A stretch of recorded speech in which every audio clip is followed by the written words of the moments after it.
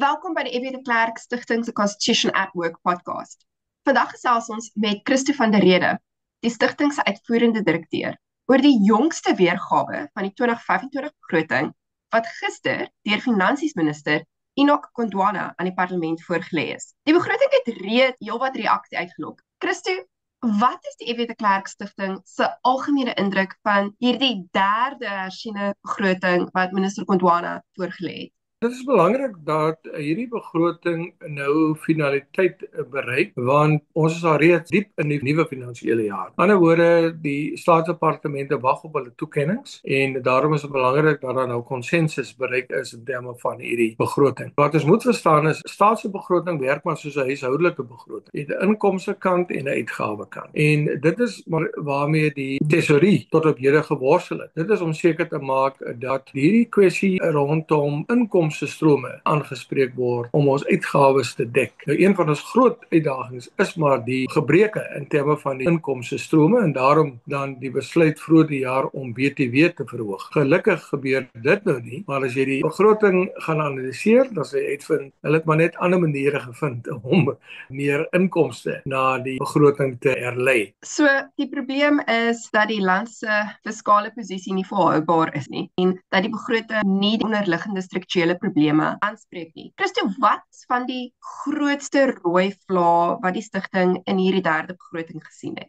Wel, 'n belasting word nie verhoog nie, maar tesourier het besluit om die dieselheffing en die petrolheffing te verhoog. Ek dink petrolheffing is so wat 16 sent en dit is nie dat dit op die oog af 'n beduidende impak gaan hê in terme van mense se sakke nie. Maar ons moet onthou dat ons hele ekonomie is energie gedrewe en diesel is een van daai komponente en petrol is een van daai komponente. En as daai prys opgaan deur middel van heffings, dan voel die verbruiker dit direk aan sy sak. Want aan die einde van die dag is die verbruiker wat meer gaan betaal vir 'n brood of 'n sak aardappels of wat ook al as gevolg van daardie heffing wat verhoog is. So dis vir ons 'n groot rooi vlag. Dan die tweede groot rooi vlag, hou maar verband manier waarop ons die begroting struktureer. Te veel geld word spandeer op sosiale intervensies. En 'n groot komponent van daai sosiale intervensies is natuurlik die salaris van staatsamptenare. Dit beloop na amper 780 miljard rand. Die groot vraag is, wat is die opbrengs op daai belegging wat ons maak? Is die onderwysers elke dag in hulle klasse? Doen die polisie wat hulle veronderstel is om te doen? Die verpleegsters by 'n publieke hospitaal, lewer hulle die diens met oorgawe en met passie,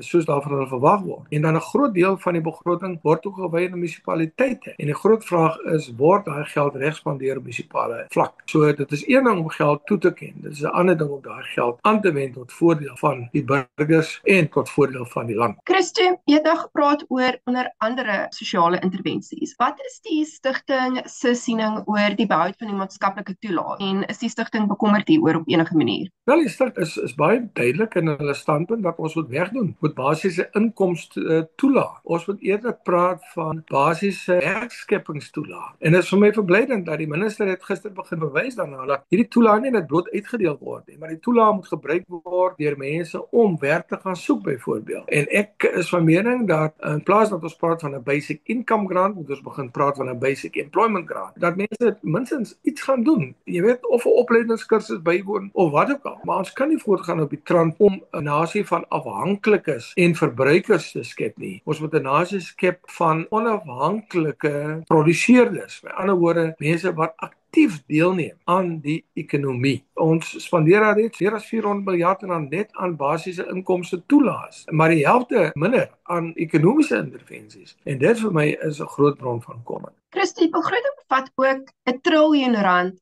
infrastruktuurverbintenisse. Is dit nie 'n positiewe stap nie? Ja, absoluut. En dit is ons argument al vir baie lank dat ons moet die bietjie geld wat ons het effektief aanwend en ons eerste prioriteit moet infrastruktuurontwikkeling wees.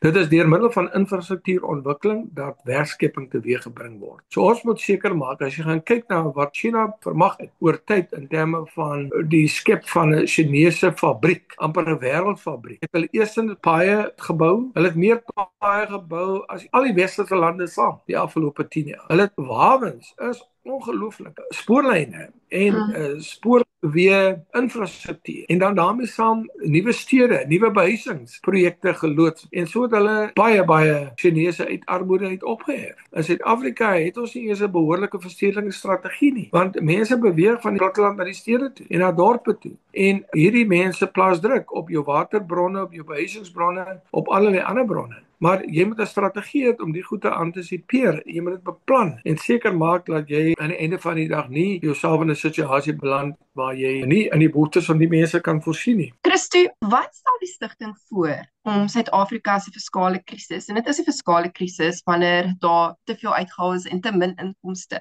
is en skuld tot bruto binnelandse produk nou 77,4% is en dat dit die hoogste is sedert 1994. Wat stel die stigting voor om hierdie fiskale krisis aan te spreek? Maar jy moet jy moet byna 77% moet jy ook die munisipale skuld bytel.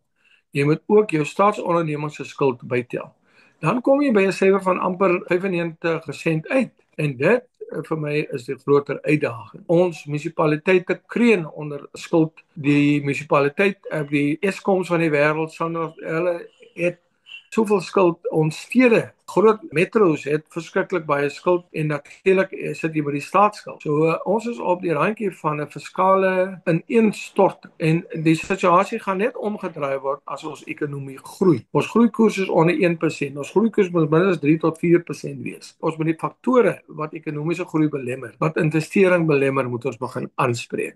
Dit is die eerste stap. En tweedens moet ons wegbeweeg van hierdie neiging tot sentralisering en bureaukratisering van die ekonomie. Ons moet die ekonomie oopmaak, vrystel en ook kyk na allerlei arbeidswetgewing wat dit moeilik maak vir jou formele besighede om mense in diens te neem. Al wat gebeur het oor tyd is dat die informele sektor het begin floreer, want hulle steur nie aan hierdie arbeidsreëls en arbeidswette nie. Hulle tel 'n paar mense daar by die robots op en gee hulle vir die dag werk en sorg hulle dat hulle onder die radar bly van SARS en die mense. Dit help nie ons versterk SARS se vermoë om belasting in te samel nie en ons groei nie die ekonomie nie. En dan daarmee saam moet ons seker maak dat ons 'n omgewing skep wat dit aanloklik maak vir buitelandse beleggings om na Suid-Afrika toe te vloei.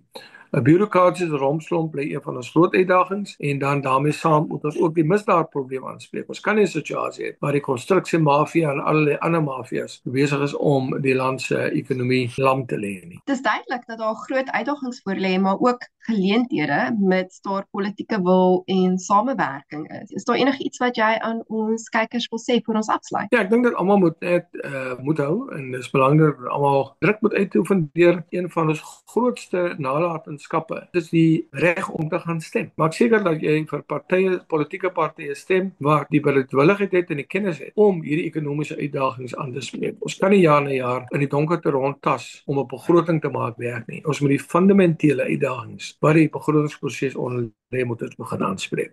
En dit is ekonomie wat nie groei nie. Baie dankie vir jou tyd. Ons waardeer dit. Aan ons luisteraars, tot volgende keer.